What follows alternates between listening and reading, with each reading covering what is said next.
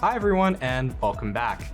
In one of our previous episodes, we looked at the complex salt in the Santos Basin, and today we'll be looking at both the reservoirs and the faults within the area. And we are joined by our global technical advisor, Dr. Anna Krueger, to talk more about this. So Anna, can you give us a bit of background in the area? Yes, thank you, Julian. 120 million years ago, Gondwana started to rift, and lacustrine carbonates start to deposit syndepositionally to the rifting, and deposited both at the rift sequence and the sag sequence of this basin. These carbonates sequences are very important because they are both source rocks and reservoirs in this basin. I see, and so I understand that the pre-salt is actually quite difficult to image. And so why was deep learning critical for mapping these reservoirs? The interactive deep learning approach allow us to succeed in mapping the faces in this sag basin. We did that by interactively labeling those faces sequence as the model was running until we got the proper match with the wells in the area. I see, and so by that interactive approach, you're able to calibrate it to those facies.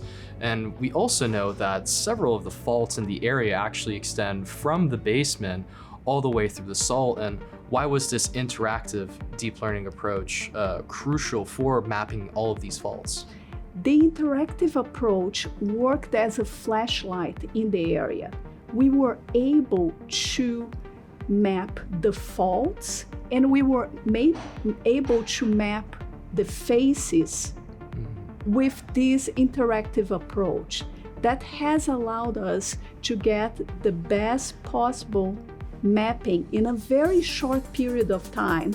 And so Anna, you mentioned that the faulting was syndepositional to the carbonate reservoirs. And so why was the interactive deep learning approach able to actually highlight and reveal this?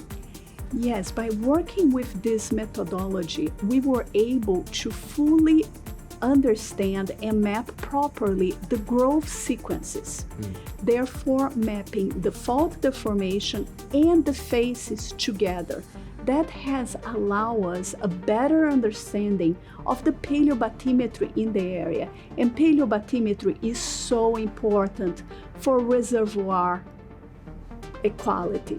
I see. And that also goes to show how by using this interactive and data-centric deep learning approach, we're able to map one of the largest discoveries of the 21st century. And that was all done in under a day. Really impressive stuff. Thank you for coming on and for talking more about Santos Basin, and stay tuned for more GeoBytes coming your way. Hey, you're watching a lot of deep learning content. Why aren't you subscribed yet?